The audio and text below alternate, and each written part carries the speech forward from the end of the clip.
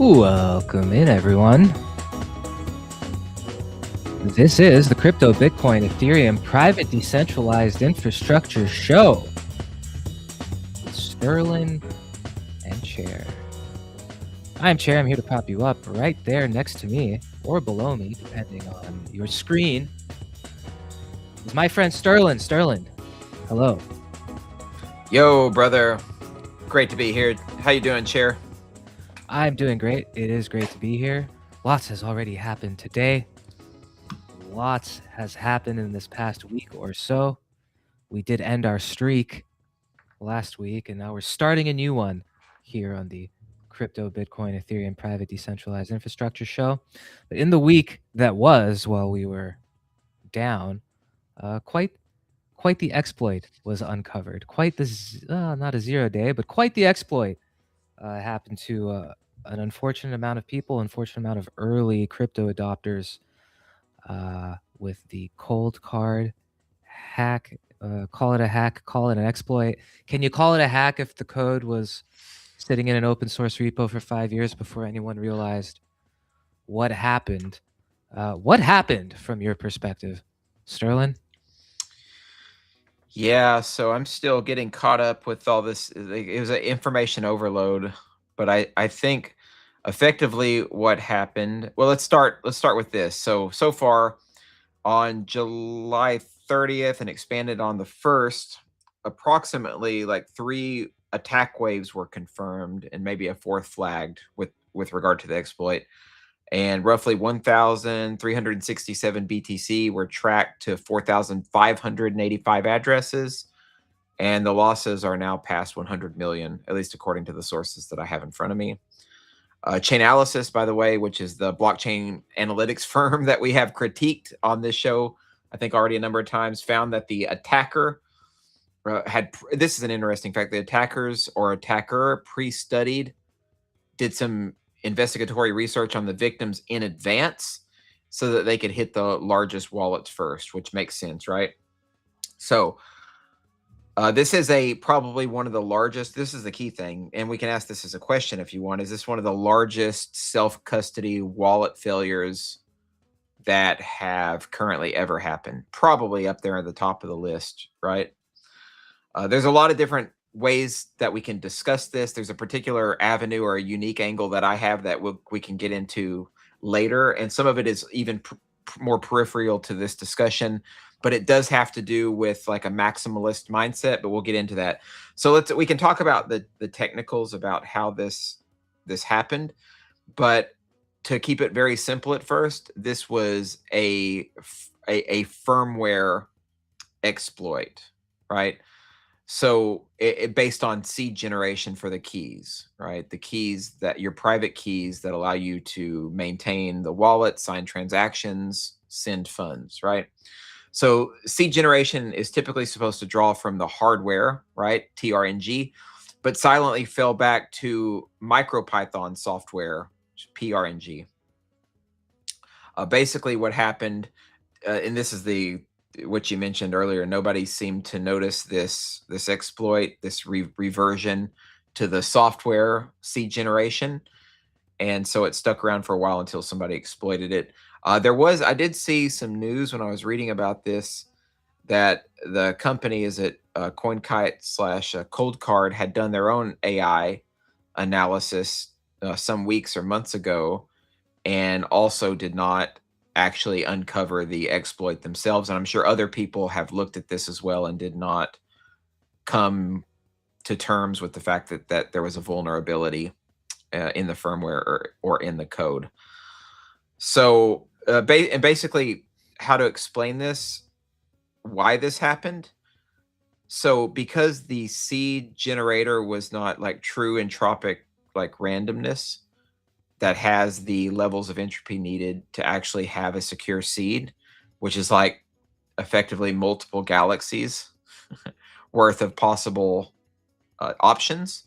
Instead, that space was greatly diminished, that space of possible seed phrases. So a person with enough compute, and this is exactly what happened, could actually run the different permutations, right? And they could determine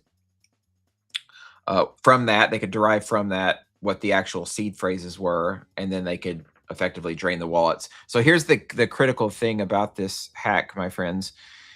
The folks, and this is confirmed through commentary that I read on X as I was reading through this over the weekend, but basically, everyone is complaining, or they're suggesting that, man, I did everything right. I had my hardware device properly air gapped, stored away in a safety deposit box, secured. I had not touched it in a number of years, hadn't spent from it in a long, like, it didn't matter what if you had perfect security for that device, particularly you had your passphrase, it didn't matter, because at the end of the day, this was a weakness of the original seed phrase that was generated. And if you, by the way, if you hadn't gotten hacked or hadn't had your funds drained, and even if you updated the and patch your software and patch the firmware, that seed phrase is still weak and can still be exploited in retrospect, right? So you would need to be safe, you would actually have to generate new seed phrase and then move the funds over to the new wallet, right? Yeah. The best way, or I think um, the best explanation that I heard, and I think you did a great job there. There are 2,000. The best way that I've heard it explained, like what actually happened. There are 2,000. I think it's 96 some odd words that can be used in a seed phrase. If you envision those 2,000 words on a grid, or if you use the square that I'm in right now as the grid that contains, so words 1, 2, 3, 4, 5, 6, 7, 8, 9, 10 across the first row all the way down, and each row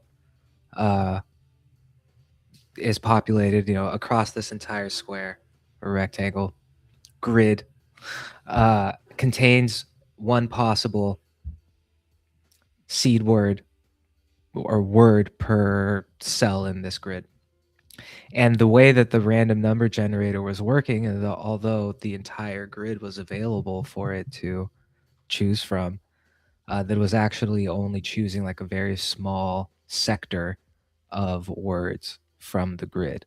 And that is what allowed the exploit to combine not all 2,000 words together, or 2,000 plus words, but just the words from this select sector, because that is what the exploit, or not the exploit, that was the exploit, but the random number generator itself, the one that the fallback one, was only choosing the words from this little quadrant. So the exploiter can just formulate the words from that quadrant and all the different combinations, and then begin testing them on the different wallets. And as you mentioned, they did some due diligence on figuring out which of these wallets were most valuable to attack first, so on and so forth. It's quite spooky, because you could have been doing everything right from the traditional not your keys, not your crypto perspective, and if you have faith in the random, or just in the software in general, then you've had Bitcoins sitting in the same wallet for a long time, and you might have had a certain level of confidence within it. For that to be shattered, it's shattering for everyone. We talk about it pretty frequently, you and I, Sterlin, that back in the day, 10 years or so now, the topic of responsible self-custody, understanding, at least at a basic level or a fundamental level, how things work on the blockchain, how your private and public keys work, and what your responsibility is to keep those secure. But none of that covers, none of those steps cover like reviewing the random number generator that your specific hardware wallet implements, and what the fallbacks might be. And so yeah, like the paradigm has shifted a little bit. I guess rotating wallets and rotating addresses probably can become a larger topic, or should be talked about more. But yeah, this really touches everyone, and everyone that holds any sort of crypto has to be second guessing themselves, if not upgrading their operational security. It's a good time to mention that Keycard and Keycard Shell are not affected by this hack or this exploit in a provable way. Keycard Shell, the world's first and only 100% open source, 100% air gapped hardware wallet. Get yours at keycard.tech and use code CHAIR for a small discount.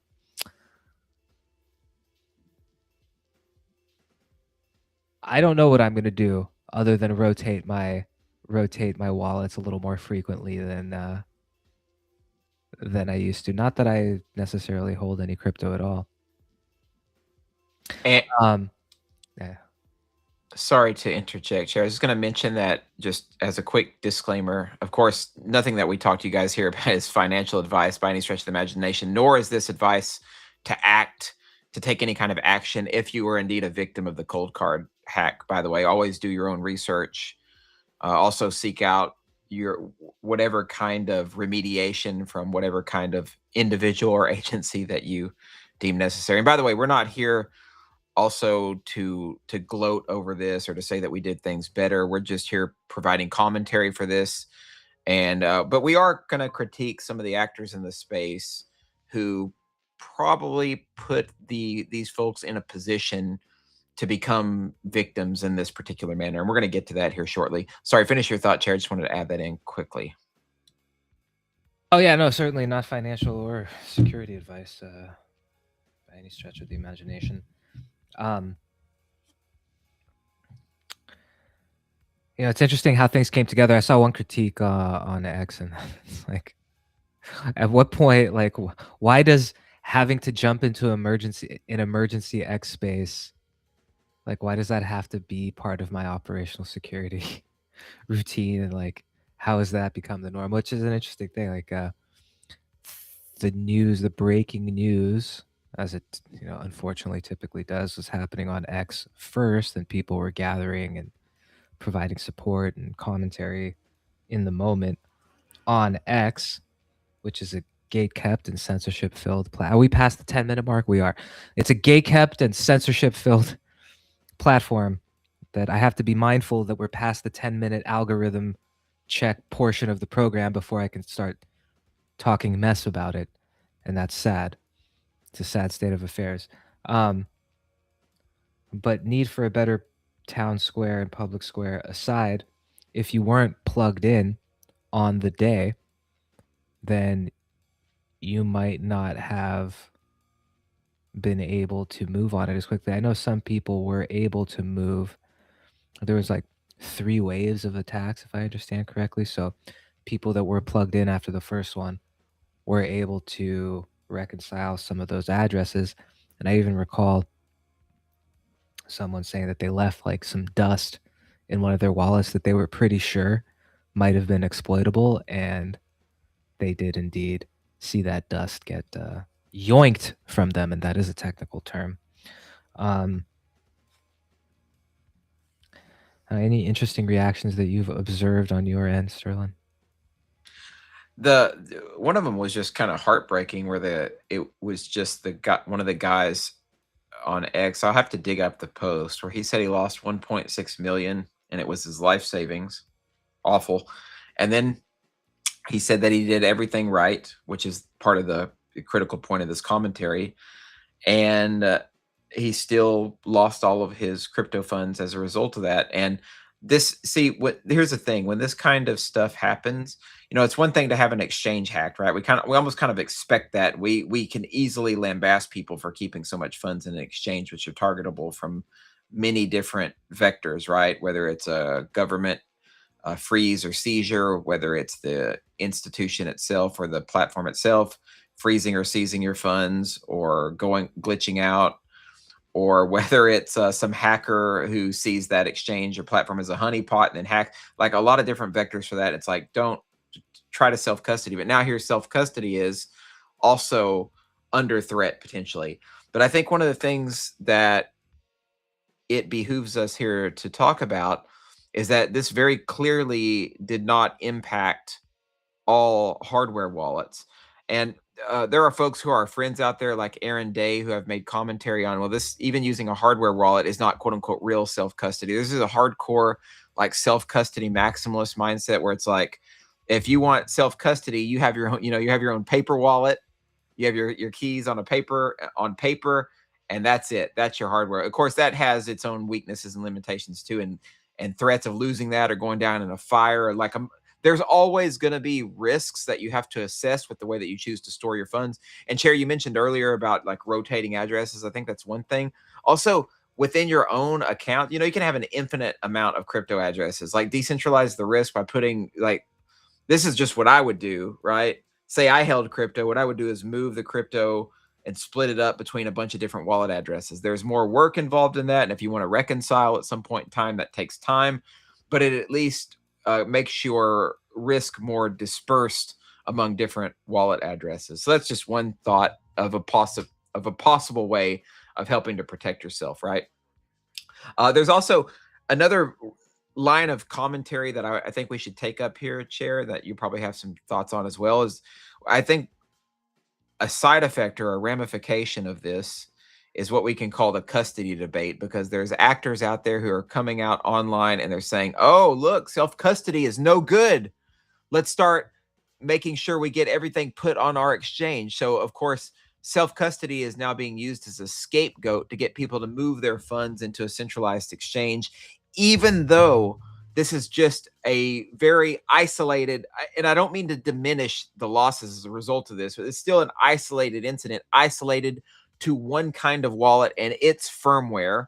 And honestly, the lack of preparation and proper scrutiny of their own software. This is, in my opinion, this is the company's fault, right? Okay, so this is not an attack or a diminishment in any sense of the word on all like hardware wallets or all hardware companies or self-custody more generally or broadly speaking. Yeah, I mean, I can understand the maximalist perspective of getting as close to the fundamental procedure as you can without like outsourcing any steps of it, or as few as possible to anyone, not a hardware wallet company or or otherwise. And then it gets into interesting point, like how are you going to generate your own private key, and what method are you going to do? Are you going to roll your World of Warcraft Dungeons and Dragons dice to generate a truly unique key? And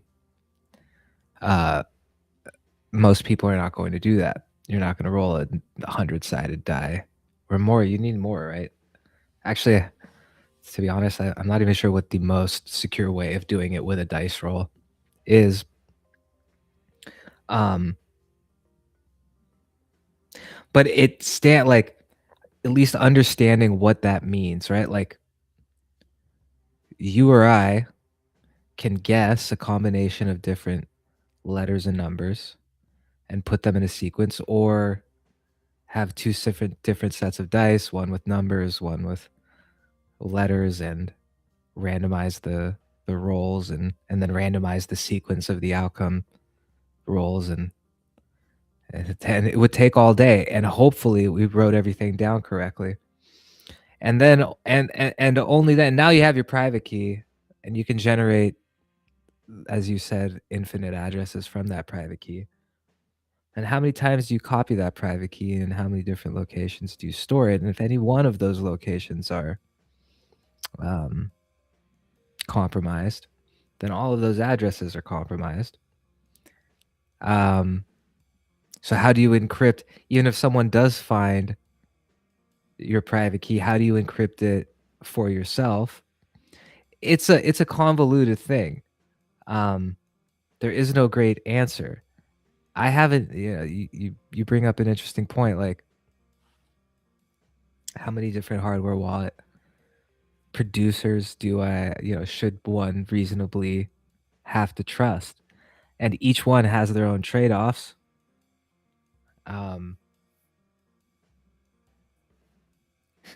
This is the first time that like biometric private key generation stuff actually starts to make sense. The problem is the people that actually conduct those biometric crypto operations are some of the worst people that I can think of. Sam Altman, etc. Yeah. As a private, maybe this is something to give up. I'm going to do it. I'm going to generate a Bitcoin private key with dice rolls and weird random entropy that I can think of. And it's probably going to be super insecure. But I haven't actually done it myself. And before I pass too much judgment on it, I'm going to do it. And I'm going to know once and for all for myself how difficult it actually is. Maybe it's not so difficult. And with a combination of dice rolls and then maybe tattooing half of the private key in an encrypted way on my own body, and then tattooing the other half on someone else, and making sure that we are never in the same geographic location ever again. I don't know what that would do or if it would benefit anyone at all, but it would be an interesting exercise. As this show is an interesting exercise, of course, the Crypto, Bitcoin, Ethereum, private, peer-to-peer, decentralized infrastructure show with Sterlin and Chair. Use the chat, folks. I see a few of you are diligently watching. If you have any questions or comments, feedback on the hardware wallet Armageddon. Curious to see what your thoughts are. I don't know. What direction should we take this in, Sterlin? I'm open to going down any road. Yeah, I did have another thought that we can look at. I mentioned that this is the company's fault. That's my personal opinion. I think that some of this, this is just going to be my take. So some of this happened as a result of hubris, in my opinion. Like this particular hardware wallet was marketed toward and to Bitcoin maximalists, right? And any other wallet was automatically denigrated if it had a multi-asset functionality, right? It was denigrated as a shitcoin wallet and was not to be trusted. So herein lies the hubris that I'm talking about. Folks are going out there, they're actually telling people, oh, don't use these wallets. These are, shitcoin wallets. You're going to lose your money. Well, ironically, the one who ended up losing people money was the one that was allegedly Bitcoin only. It was secure. So part of this is like a myopia or a wearing blinders simply because a company says that it's Bitcoin only so that it naturally feels good for maximalists to use it. And also probably provided a false sense of security in a lot of ways. This is still not to say that it's necessarily or de facto the user's fault by any stretch of the imagination, but it is just to say that even if it is solely Bitcoin based, doesn't mean that it's going to be more secure than any other wallet. And the irony, of course, is that the other hardware wallets, and by the way, they're not perfect either. They have their own possible handicaps and trust gaps that need analysis, but they're not affected by this bug, right? Even Ledger, who we have a lot of critiques of because they have some proprietary aspects of their wallet, and that's a concern, but still they weren't affected by this particular exploit. Chair mentioned obviously Stas Keycard, not affected by this. Keep Key, to my knowledge, not affected by this. Trezor, obviously not affected by this. So I feel like, and here's the thing that makes this worse, in my opinion. There's people who are Bitcoin maximalists who are coming out online, talking about the dice rolls that Chair was just critiqued and talking about. This is they're basically thinking about new ways to figure out how to do this in a more secure way, and have basically considered self-custody via a hardware wallet kind of dead, or at least in massive question, which is weird to me since this is very specifically firmware based. I think this is a purposeful kind of bias from the Bitcoin maxi side, where it's like, since these other wallets don't even count because they're quote unquote shitcoin wallets, then self custody and hardware wallets must by default be all bunk and garbage. And that's clearly just not true, right? And again, I'm not trying to make the claim here that hardware wallets are perfect, but I am saying that the firmware can be done correctly, especially as long as it's open source and auditable, and people actually take the time and they're conscientious enough to go through the process of analyzing that code. And also that the hardware is possibly, it's also helpful if it's open source and can be analyzed and looked at, and a lot of the problems right there are solved. But at the end, you in most of our current situations, you are trusting some aspect of a technology to a particular company. But still, again, doesn't mean that hardware wallets and self custody via hardware wallets is automatically dead or a dead end. And I see this argument largely coming from Bitcoin maximalists who don't even view these other wallets as feasible solutions for self custody. Well, the proof is in the pudding, and so far so good for all the other wallets. Yeah, I suppose it goes back to maximalism isn't necessarily good in any in any case. It's interesting.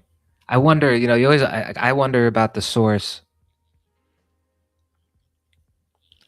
Bitcoin or crypto tribalism is an interesting thing. It's not necessarily healthy, though. And just as probably the healthiest thing in the hardware wallet case is to have multiple different hardware wallets, to have your funds spread out across them, sort of minimizing your risk to any one specific company or protocol. It's probably a good idea.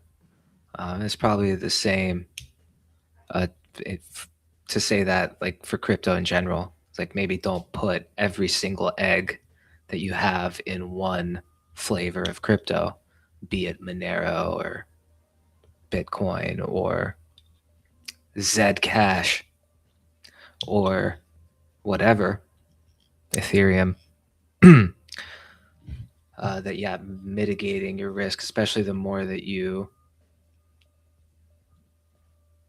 hoard is the wrong word. The more crypto that you come into possession of, you probably want to diversify. It does put you at risk of different things, like the value of one going down versus the other, but that's for everyone's own personal formula to figure out. This isn't really, I don't know, it's an interesting. So if I have, what if I use the same piece of paper to back up my Bitcoin phrase and my Ethereum phrase?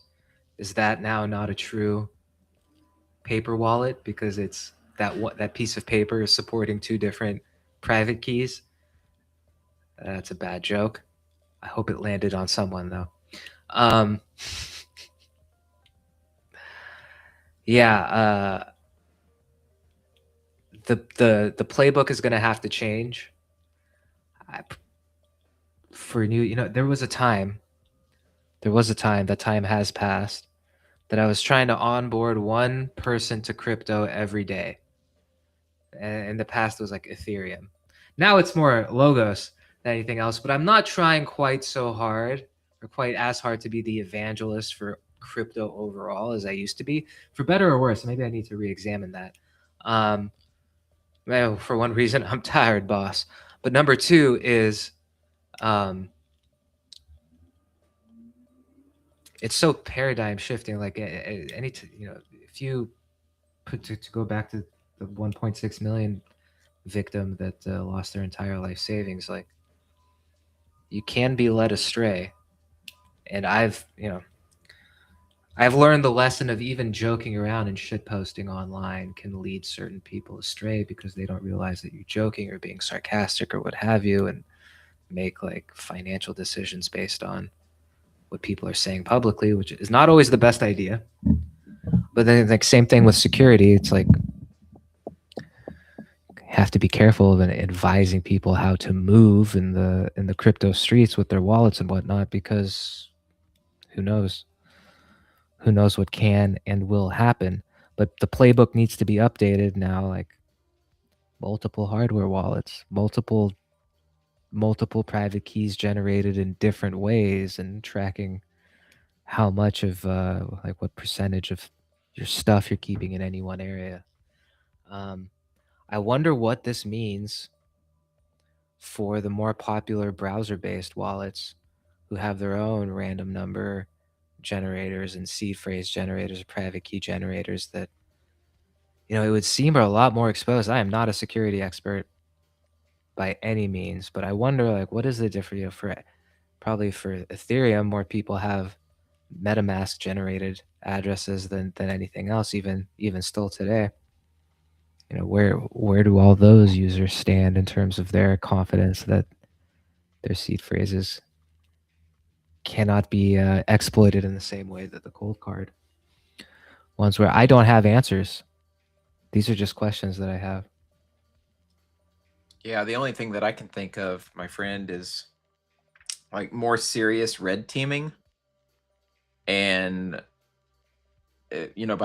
by the companies who are relevant hardware providers. You know whose opinion I'd really like to get on this? We should ask Paul Edge Wallet what his thoughts are on seed phrase generation and what the vulnerabilities are with some of these other platforms. I would imagine that most use the strongest entropy level number generation feasible. I think that is the standard, right? Because this was the thing that happened. The way that I read it is that this was primarily it, like they had it set up properly. Like cold card was supposed to use hardware based TRNG, right?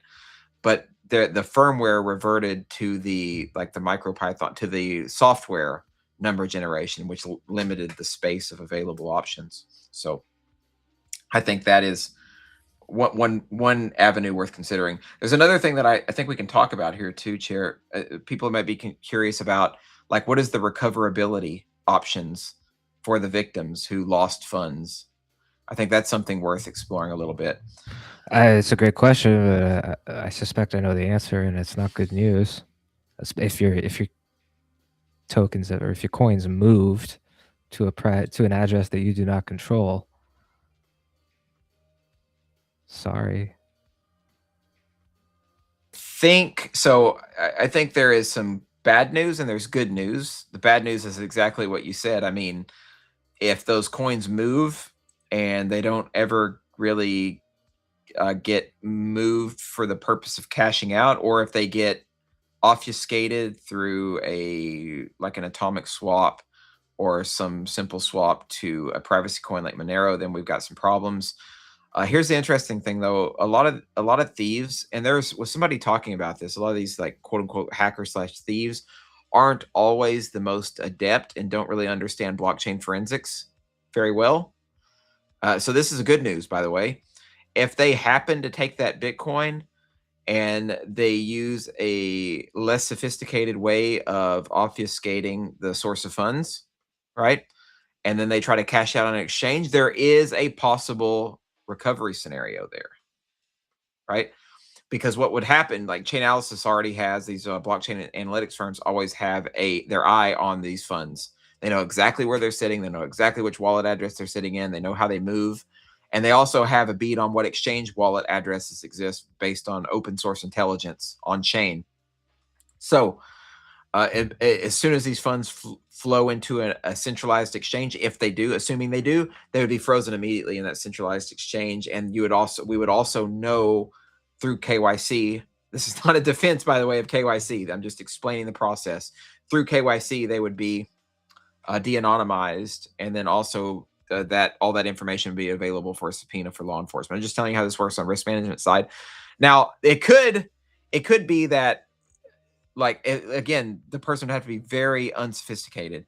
Now, get this. I want to provide an example. This is really good to talk about. So, you guys familiar, and Aaron, maybe you're familiar with the Bitfinex hack as well. So, in Bitfinex, the the would-be exploiters and hackers and thieves, Razzle Khan and her boyfriend. Remember, she was a rapper, right? So they stole the funds. I don't know all the details of how they got into possession of the funds. I think it was through through himself and through his hacking, but I don't know all the details. But I do know that he tried to get really sophisticated with concealing and obfuscating the funds. He actually programmed, and this happened over the course of years, programmed an application to an automated application to send the funds to different wallets, a bunch of wallets over time, and to break them up and to send them around and to mingle them all over the blockchain and a bunch of different addresses. So, and then eventually tried to cash them out, right? Or some of them out. That won't work. It doesn't matter how complex you make your automated fund sending. I think he even tried to swap some into Ethereum and then swap back and swapped.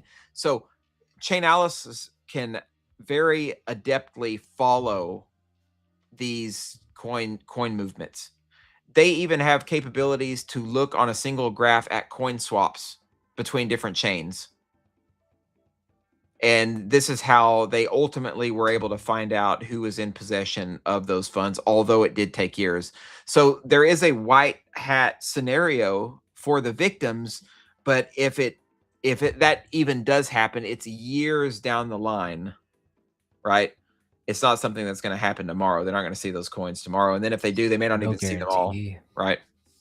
Yeah, I have no guarantee. Like, if you're going to put your faith in that, hopefully the perpetrators will move in a way, or your tokens will end up unmixed in a way that can be traced back to you, and they end up on a centralized exchange that will actually freeze them. Or that's putting faith in so many. You could put your faith in a lot longer, in bigger long shots with more likelihood of them coming true than that.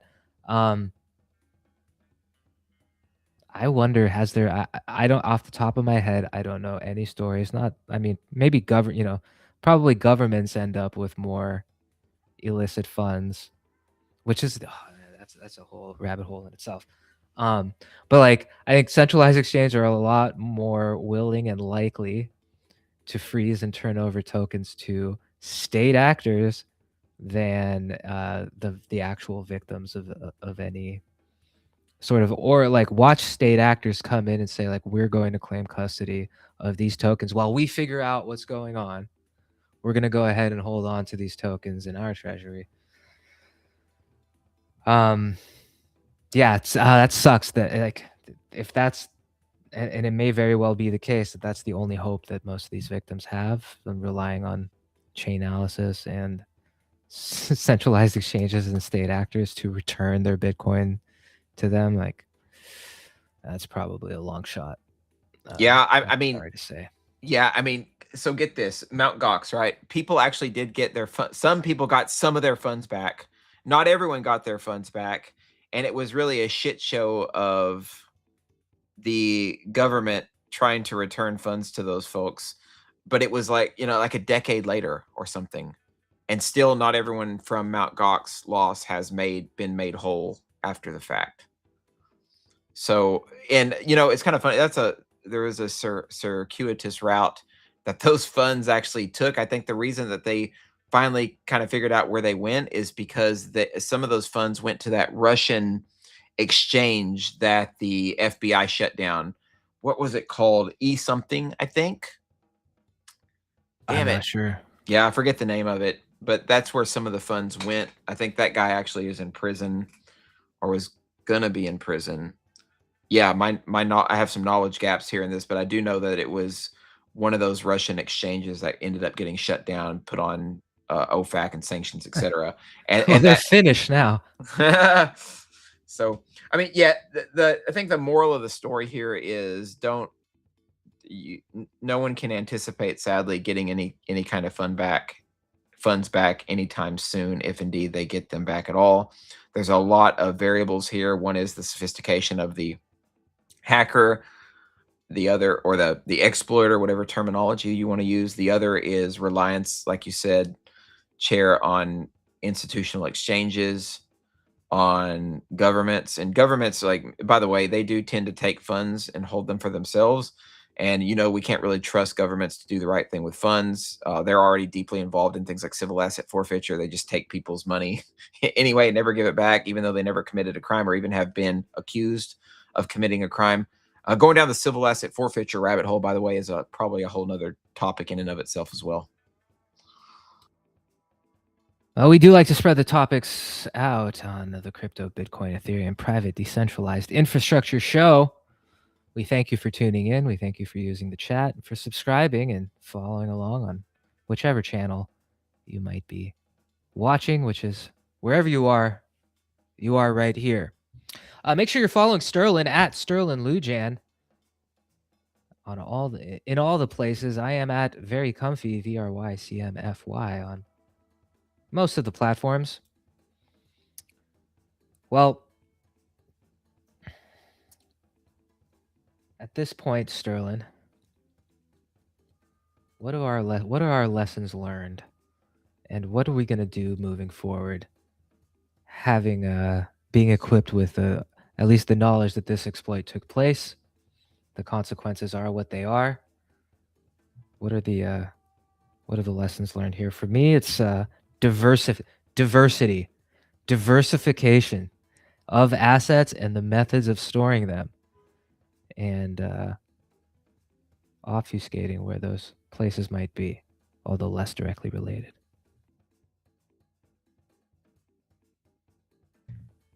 How about you? Yeah, I think aside from diversification, I think also just internalizing the fact that this, especially if you weren't a victim, this is probably harder to stomach if you're not a victim, but just internalizing the idea that self-custody itself is not a dead idea, and that there are different gradations of self-custody, right? So you can do the hardware wallet thing. Hardware wallet's fine. By the way, kind of a funny aside real quick. Well, funny, not funny, depending on who you are. I saw some of the commentary on X is completely wild, right, and unhinged. One guy made a comment basically saying because you can do dice rolls and you can control your own seed, that you should go ahead and keep your cold card wallet.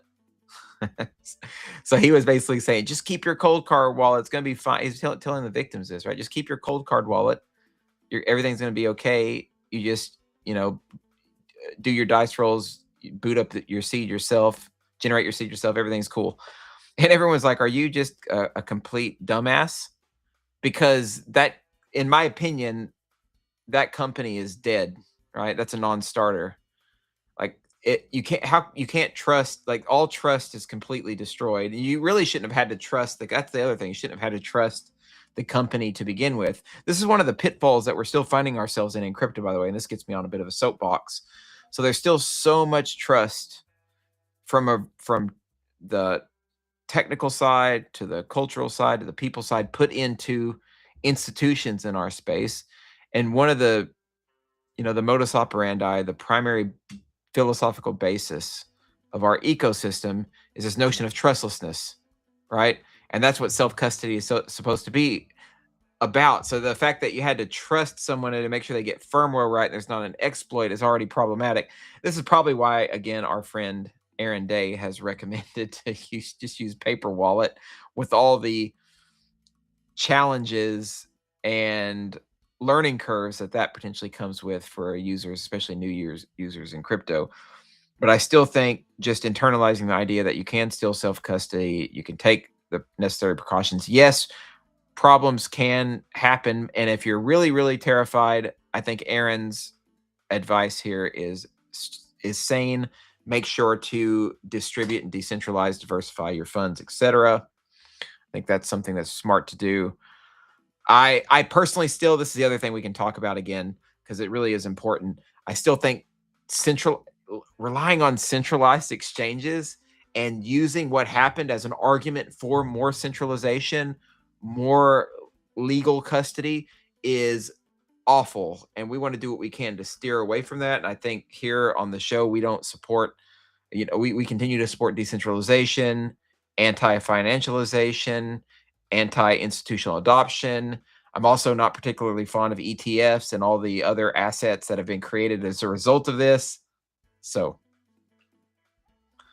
there it is. I can't wait for fractional reserve banking to take into account Bitcoin holdings and start loaning out fiat dollars based on Bitcoin treasuries. That's happening. That's completely beside the point, but I just was reminded of that.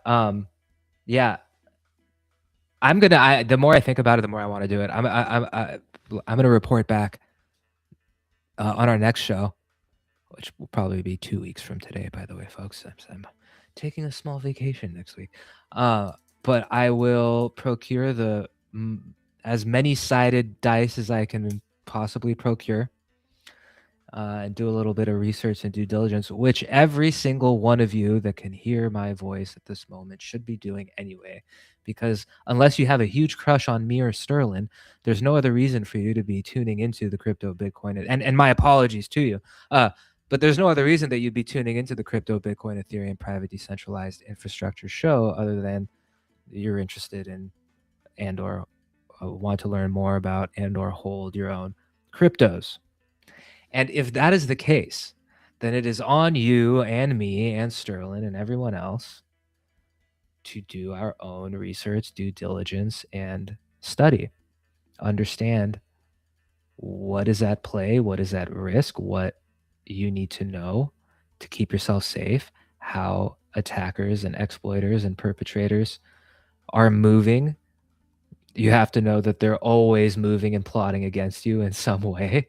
And you can either be emboldened by that or not. Be motivated to do things a certain way by that or not. But it's really on you. Like every time that we offload responsibility to some other party, you're putting yourself at risk. And you can't 100% offload. You can't 100% bear all of the, I don't want to say responsibility, but like beyond like randomly generating your own stuff and storing it in a way that completely never touches a device even. Like it's very difficult. So your job is to learn on what the best solution is for you.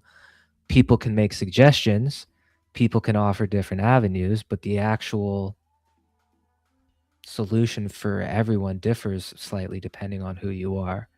So keeping yourself educated, and I'm guilty of this too, not, you don't want to listen to the same 3 voices or sometimes less as your only sources of information.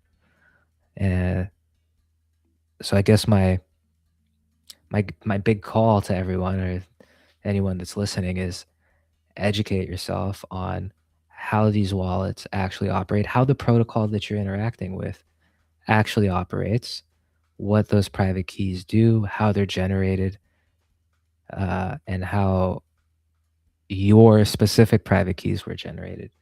Because that's all we can do at the end of the day is like stay as plugged in as we can be and stay as educated as we can be in a rapidly, daily evolving space.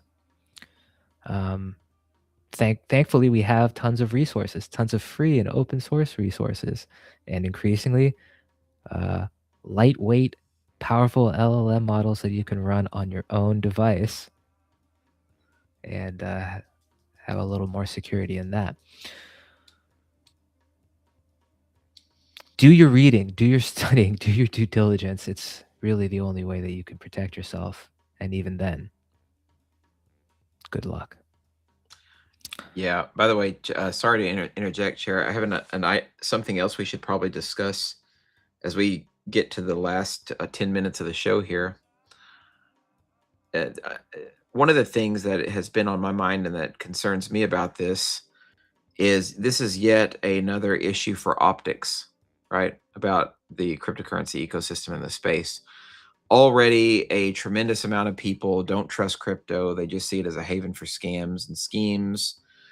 Now they also continue to see people losing money, not only from centralized exchange hacks, but now the self-custody issue. So let me ask you a question. We can maybe bat this back and forth for a minute. How is this going to worsen the current view people have, the perspective that they have of crypto and our industry generally speaking? And so does it continue to tarnish crypto? And this is one of the reasons why we talk about this a lot on the logo spaces, right? This idea that crypto is originally about these core philosophies, these core tenets, right?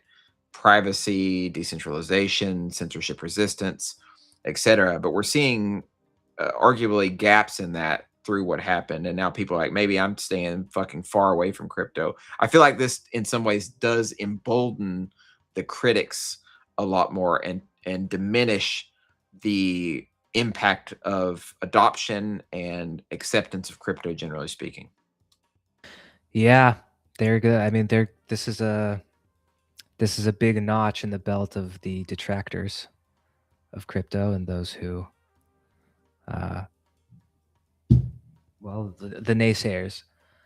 And I don't have a great. I hesitate to offer any pushback if I don't stand firmly on the ground I'm pushing back from, because it's true. Like this. But if anything, I mean, there is no one group. The company certainly, like, to the hardware wallet companies themselves, and making sure their security practices and reviews are as up to date as possible. That's one thing. Um,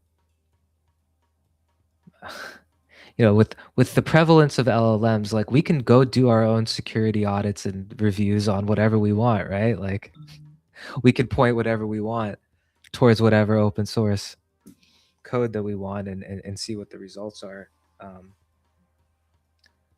But there's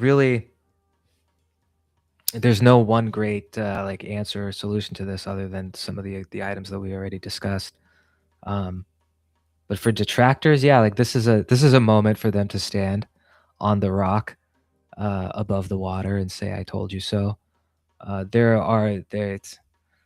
are so many reasons to still, for myself personally, I still believe in the promise of what crypto offers to humanity a lot more than I do the fiat banking system and the fractional reserve banking system as it stands today, or really the overall financial. Not that I'm a supreme expert or anything, but the overall foundation that the world global economy is built on might not be a foundation at all.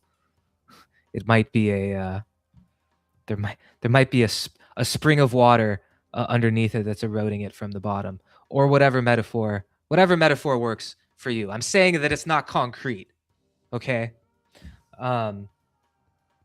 So it's easy, or maybe I'm just so rooted in my beliefs and so unwilling to budge that I look at this hack and go, "Oh man, that sucks. I hope it doesn't happen to me."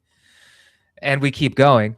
But no, this should be a sort of a warning shot to everyone to, like, examine and audit your own setups and your own security measures. And, like, if you're looking at an old hardware wallet or an old address that hasn't been rotated for a while, well, this might be the moment. But again, do your own diligence and watch your own YouTube videos. Yeah, I think you make a really good point too about that. Okay, I pulled up some numbers here. I had Claude do a little bit of number crunching here. So, all right. Thinking about crypto scams and money loss versus traditional fiat scams and money loss. So, stolen funds from hacks in crypto, this includes ransomware, is roughly 820 million for a Chainalysis 2026 report for the 2025 calendar year. DPRK alone hacked worth 2.02 billion. Wow, that's a state actor, bro. Wild. Okay. So in fiat, fraud and scams totaled a whopping 579.4 4 billion combined bank fraud and scam losses, with scams at 62 billion. So someone would probably say too that they'll say, oh, well, yeah, the market share of fiat and market circulation of fiat is far greater than crypto. And yeah, while that's true, just look at the nature of fiat though. I mean, even in and of itself, it's a scam, right? It's just a Ponzi scheme that is manipulated regularly by the banking engineers and banking elite in cahoots with governments. So that's just the reality of the current situation. Like, and so I feel like crypto is often a very available scapegoat, a very easy target for people who just don't like it, right? And they just want to shit on something. And at the same time, this allows them maybe mentally to vouchsafe the traditional financial legacy financial ecosystem, even though it is arguably worse on many different verticals for us, right? It's first of all, it's slave money. That's literally what fiat means, by decree. So we shouldn't throw out the baby with the fluoride water, for one, right?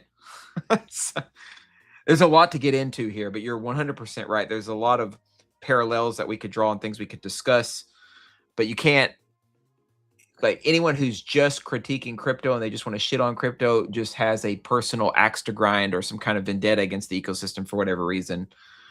Yet they're still in some way supporting, and maybe there's a case to be made. This is another discussion where they're just supporting gold or whatever. You know, gold can't ever actually be used as currency, at least not in the situation. But my personal vision for crypto, aside from the very strong anonymity and privacy safeguards embedded therein, like having mass adoption and actually using it as currency worldwide, was one of the reasons I got into this space originally and started working with Roger at Bitcoin.com, etc. You know, gold is just the oldest meme, and crypto is the newest meme, and then there's medium memes in between. All right, somebody write that down. But like the meme of gold being valuable it's probably the oldest, and crypto is the newest. And then there's fiat banking, which is a lot newer than gold, certainly. Did you see the comment, by the way, Chair? Sorry to interrupt you, but Steven? Yeah, no, I put that aside. This is a very interesting point. Did you guys see the indicator that they knew about this and were planning to exit scam? I have not. That's a sensational headline if that's the truth. Check out this bad boy. Well, let me do that. Oh, why can't I? While you pull that up, I did read about this a little bit. Mhm. So the primary source that I read about this from was actually from Chainalysis. Chainalysis said through their forensics research and their forensics evidence, and take this with a grain of salt, I'm just relaying what Chainalysis said. They said that there was no evidence that they discovered that CoinKite or Cold Card were actually involved in, exit scamming or involved in theft of the funds. Now, Stephen, that's not to say that, because you don't know what you don't know, right? That's not to say that Cold Card and those guys weren't involved some way, because they could still be they could have been really sneaky about this and probably could have conducted it in a way that Chainalysis wouldn't have known. But you will have to look. Chair's pulling up that X tweet. You probably know more than we do. That's just what I read, and that was within the first days of the hack or exploit. What do you keep using hack? Not really a hack, right? We talked about this, I guess.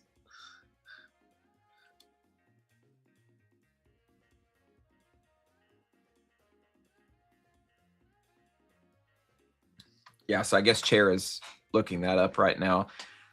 But I feel like there is, it does seem like there could be a chance or an opportunity that they could have been involved.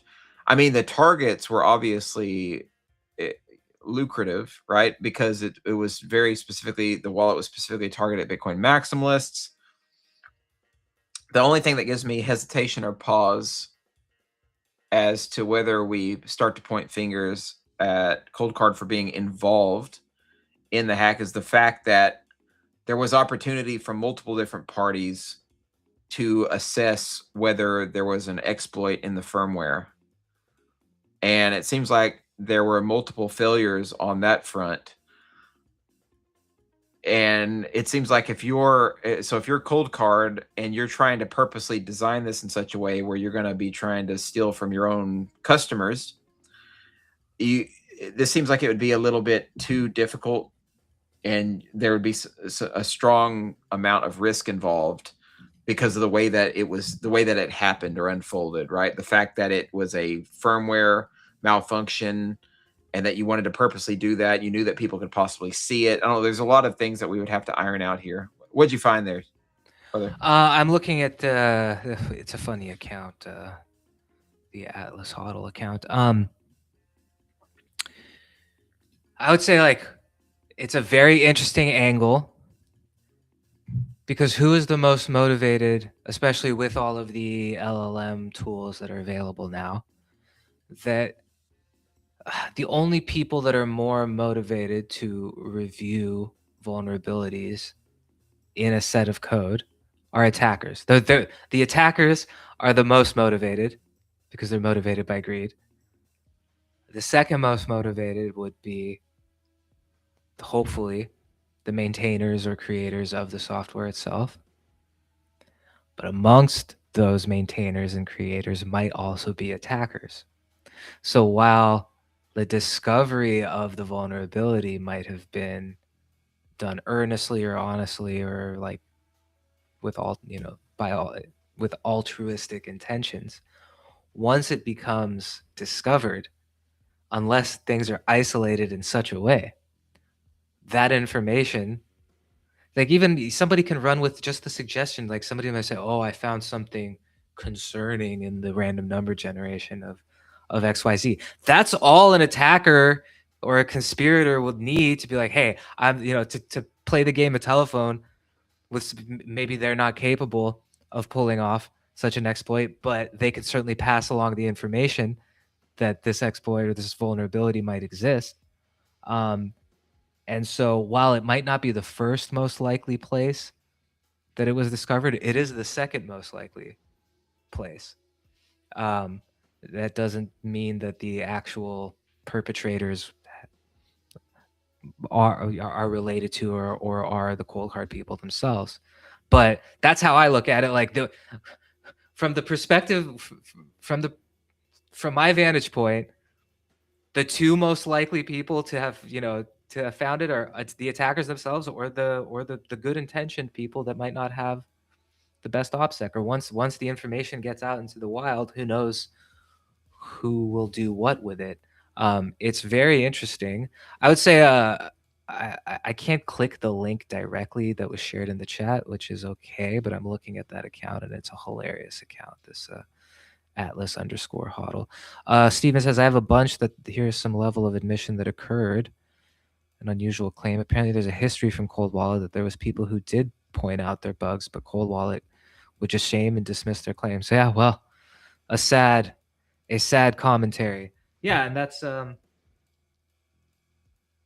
common tactic, isn't it? Gaslighting and railroading, bulldogging. Tactics as old as time.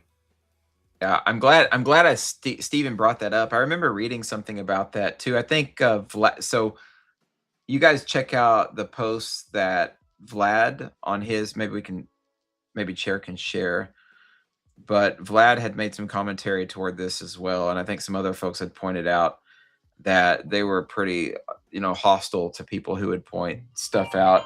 This is what I mentioned earlier too. There seemed like there was a degree of hubris on part of the cold card team and CoinKite. I wouldn't be surprised at all if they denigrated people who tried to bring up any kind of information or relevant informational facts. This just speaks to, part of this is that maximalist toxicity also that I mentioned, and just the astounding level of carelessness that some of these folks who are in this particular space have actually shown. Kind of reminds me a bit like, you remember the attitude that the Terra Luna founder had, Do Kwon? right? You remember the way that he treated people, like on X, generally they would like critique and ask questions about Terra, and they also had concerns about his stable coin. You know, it was like quote unquote algorithmically pegged. They had some concerns that it was more like a scheme or a scam, and that it wasn't actually really going to keep the peg. And of course, lo and behold, it didn't. But he always said, you know, people would issue critiques and he'd be like, "Oh, have fun being poor." Like, I think this plays into this like financialization mindset. The win number go up. You know, we're making it. You're not. We don't have to worry about our technology's perfect.